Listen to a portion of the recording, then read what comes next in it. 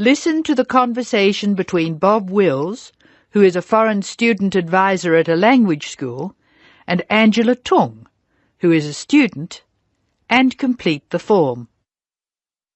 First, you have some time to look at questions 1 to 8 on the form now.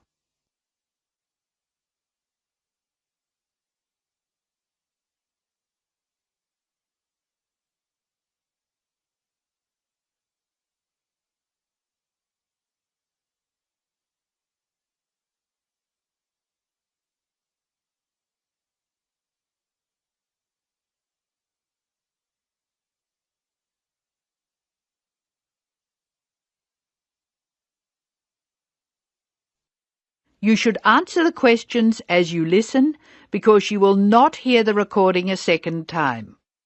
Now listen carefully and answer questions 1 to 8.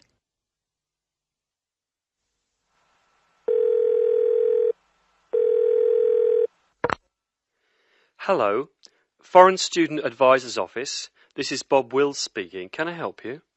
It's Angela Tung here, Bob. I'd like to make a request for special leave. Can I do that over the phone? Hello, Angela. You can make that request by phone, but I'll have to fill the form out. Let me get the special leave form. OK, here it is. Tell me your student number, please. It's H for Harry, 5712. H 5712. OK. What's your address, Angela? I live at 10 Bridge Street, Tamworth. 10 Bridge Street, Tamworth. And your phone number? The telephone number's 8106745. Thanks. What course are you doing? I'm in the writing class. Writing. Who's your teacher this term? Mrs. Green. She spells her name like the colour. Thanks. When does your student visa expire? Let me look. July 15. July 15. OK. Which term do you want to take leave? Do you want dates? First, I have to write a term number. When do you want to take leave? In term 1. OK. Term 1.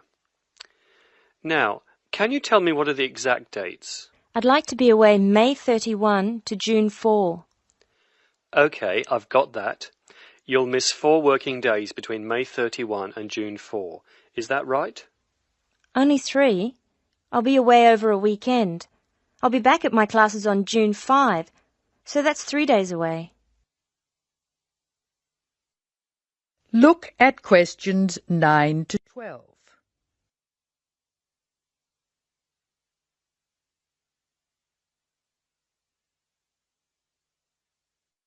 Now listen to more of the conversation between Angela and Bob.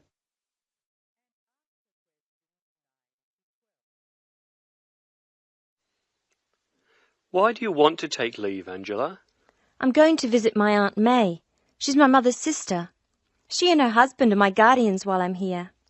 Where do they live? About 50 kilometres from here, near Armadale. Do you have to take so long if they live nearby? My mother is coming with me. She's come for a holiday, so she wants to have some time with May. And I want to spend some time with my mother too. Aren't you going home soon? I've applied to extend my time here. I expect to go home in 12 months. That is the end of part 1. You now have half a minute to check your answers.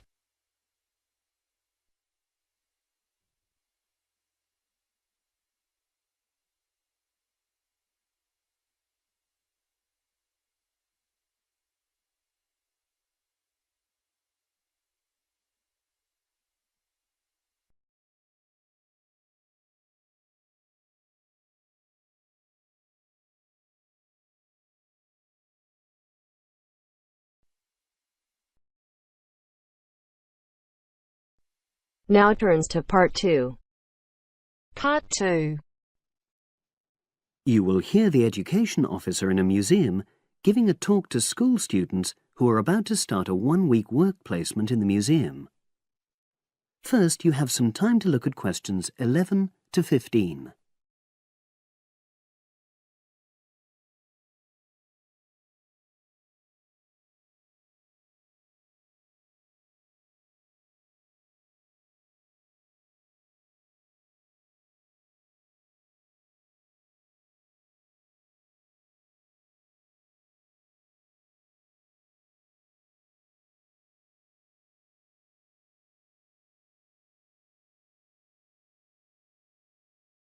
Now listen and answer questions 11 to 15. Good morning and welcome. We're really pleased that you're going to be joining us next week for your work placement. Now, each of you will already have met the member of museum staff assigned to supervise you. In this short talk today, I'll be giving you more general information which will be relevant to all 6 of you. Your normal working day is 9 to 5 p.m, but on Monday, because it's your first day, we'd like you to arrive at 9:15. Please note, though, that you'll finish at the usual time. A lot of you have been asking what you should wear for work. Well, you may have noticed that we're not exactly a formal institution, so you'd really be out of place if you wear smart attire like a suit. If you go out on a trip with us, then we'd like you to wear a museum cap. It has our logo on, and we feel it helps people recognise you. But on a day-to-day basis in the museum itself, we say put on your own casual clothing because you'll be doing lots of dusty, messy work. Now, we don't have an enormous number of rules, but work placement is an excellent preparation for the real world of work, and we expect you to be very punctual and reliable. If you're not well, or there's been a hold-up, then what we ask you to do is ring the museum receptionist. He will be in the museum well ahead of opening time, and he'll inform your own personal supervisor in the museum. If you're away for more than 1 day, we'll inform your school tutor. They'll obviously need to make a note of your absence and follow up if necessary. But most of all, we hope you really enjoy yourselves during the placement. Students say they have a lot of fun, whether it's working with kids in our art workshops held every Monday, or, the most popular, when they go out on our outreach work to residential homes, recording elderly people's memories of school days for our oral history project. So, we hope you feel excited by the prospect of starting next week and well prepared. Your personal supervisor will be there to help you with our health and safety requirements when you start next week, and your supervisors will also brief you about the background to the museum, summarising all the huge amount of information on our website. In the next couple of days, it might be worthwhile if you get hold of evaluations and other notes made by students who've worked with us before. You can get a lot of pointers from them. Before you hear the rest of the conversation, you have some time to look at questions 16 to 20.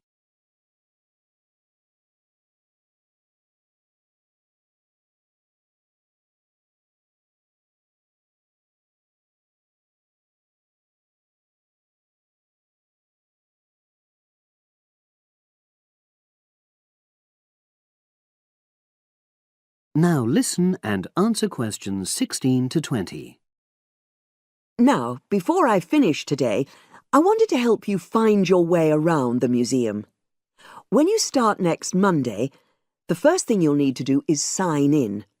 Come through the main entrance, and you'll see the main staircase straight ahead. To the right of this is the statue of the horse, and just behind that is a door. Go through that, and that's the sign-in office. Now, on the first day, you'll be working in Gallery 1. You'll find this as follows. In the central courtyard area, close to the entrance, there's a large chest where visitors put donations for the museum. The door just behind that leads to Gallery 1. The workshop you'll be taking part in starts at 11, But if you want to go in earlier, you can get the key and let yourself in. The key box is quite hard to find. Walk behind reception, and it's between the large gallery and the bookshop. I haven't mentioned breaks, lunch, etc. Unfortunately, our cafe's closed at the moment, so your best bet is to bring a packed lunch. We tend to have our sandwiches in the kitchen area. Go round the reception desk and you'll see a small circular cabinet.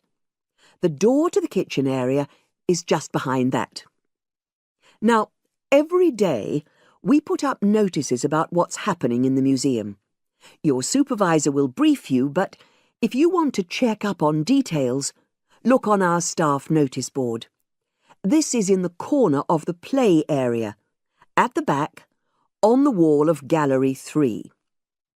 If you have any questions, I'd be happy to help.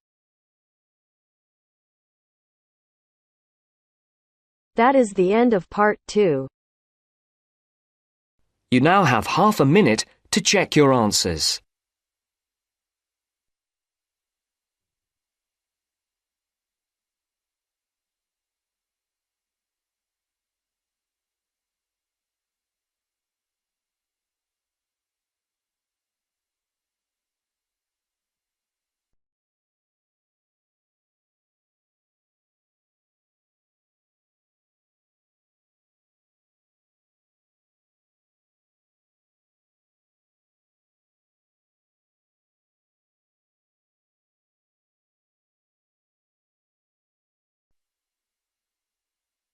Now turns to part 3.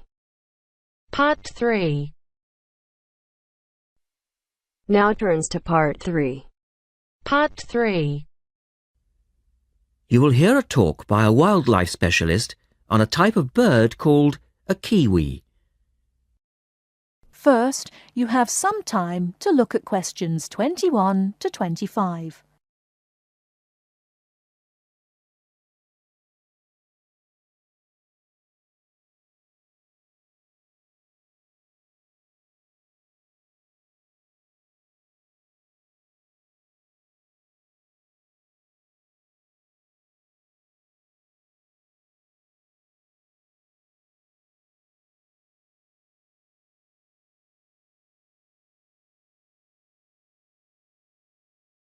Now listen carefully and answer questions 21 to 25.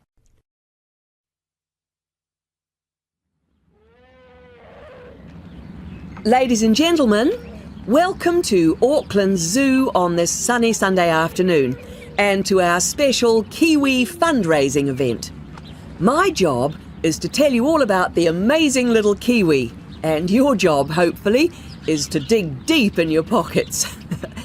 Now, for the benefit of our overseas visitors here today, I should explain first of all that the kiwi is the national bird of New Zealand, and sometimes New Zealanders themselves are known as kiwis.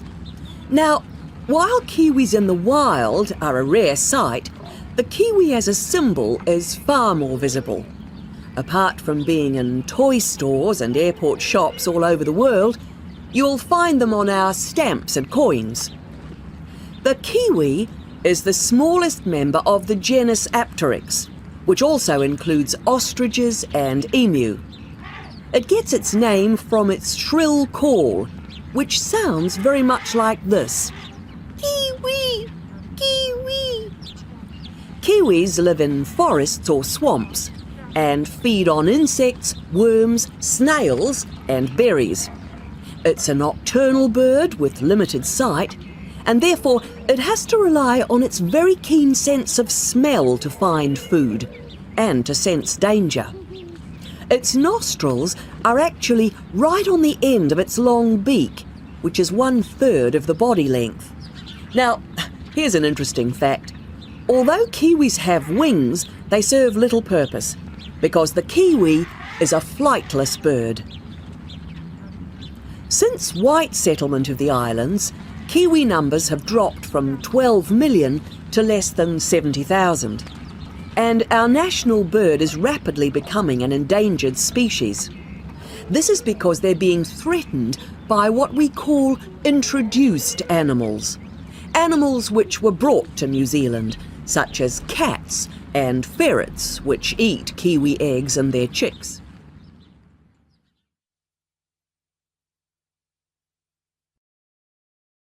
Before you hear the rest of the talk, you have some time to look at questions 26 to 30.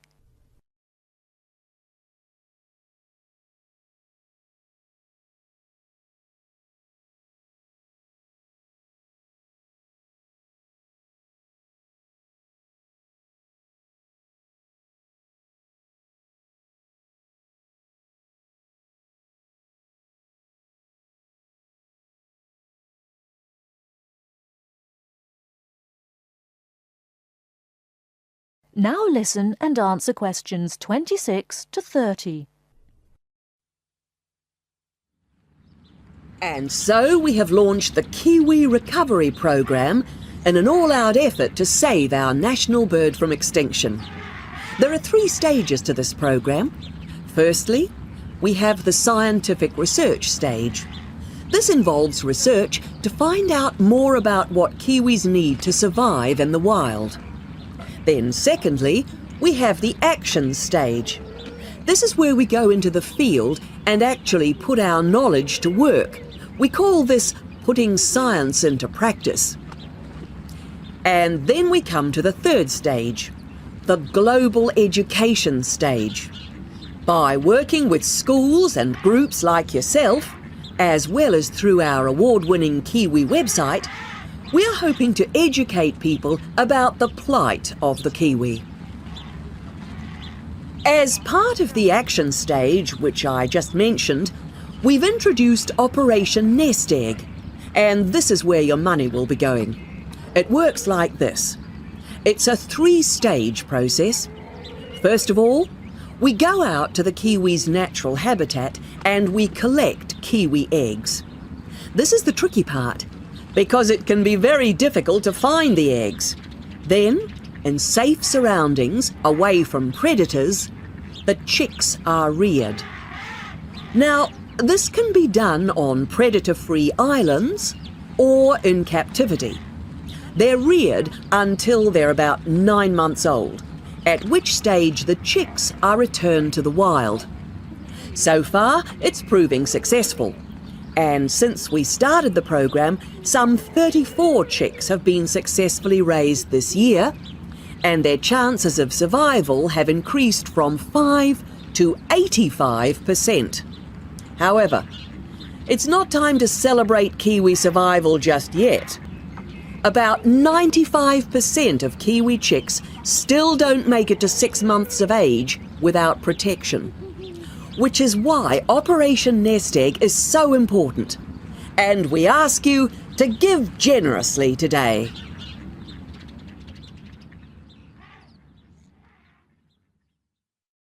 That is the end of part 3. You now have half a minute to check your answers.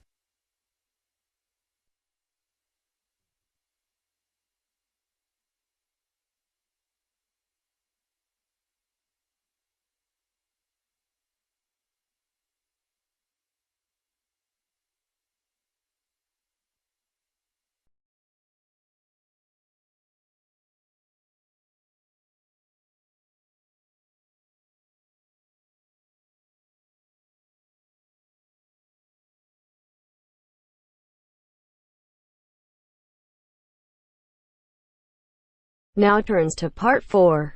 Part 4. You are going to hear a talk about security in the UK. Listen to the talk and complete the statements below. First, you have some time to look at questions 31 to 40.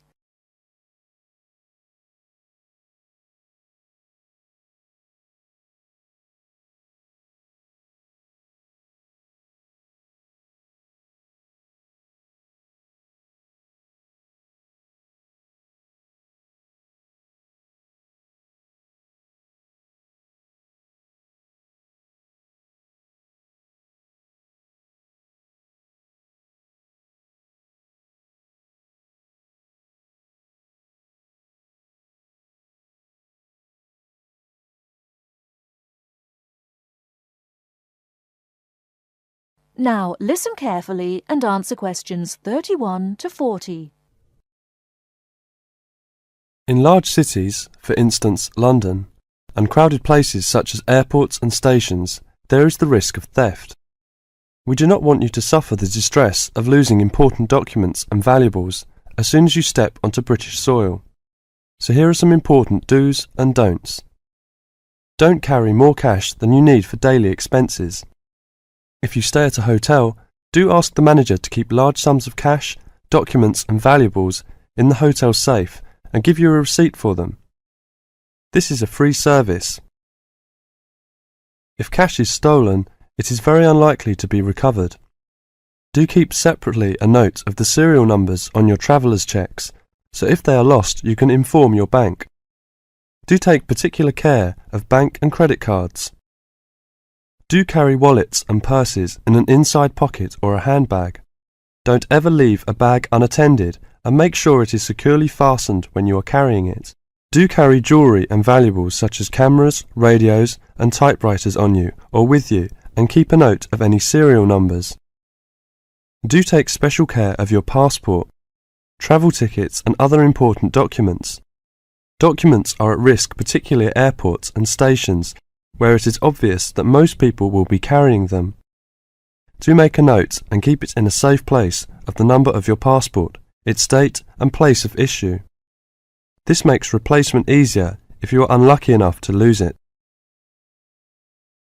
If you don't want to carry heavy luggage around with you, you can leave it in a luggage office at most large stations and pick it up later. Keep the receipt so that you can reclaim your luggage. Check the opening hours or you may find your luggage locked away when you need it again. If you lose any of your luggage in transit, take this up immediately with the officials of the airline or shipping line. But don't worry too much. 98% is found within 3 days. If you lose anything, go first to the lost property office at the airport or station, as it may have been found and handed in. If you lose your luggage in the street or suspect it has been stolen rather than gone astray, find the nearest policeman who will advise you what to do. That is the end of part 4. You now have half a minute to check your answers.